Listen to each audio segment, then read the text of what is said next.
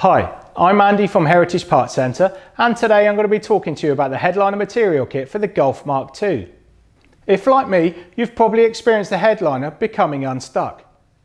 The reason it does this is that with the temperature changes, the glue just can't keep up, and it leaves a really sticky residue on the headliner itself, which makes it impossible to re-stick the material. This headliner material kit for the Golf Mk2 is made by top quality parts manufacturer SSP. It comes in the dark grey with the black printed pattern and is made to OE spec, so it will match your original material.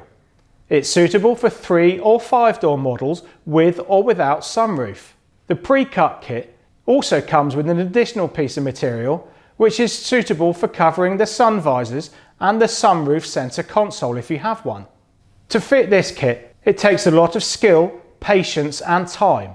And if it's not something that you've tried before, I would suggest using an auto trimmer who would be able to do this job for you.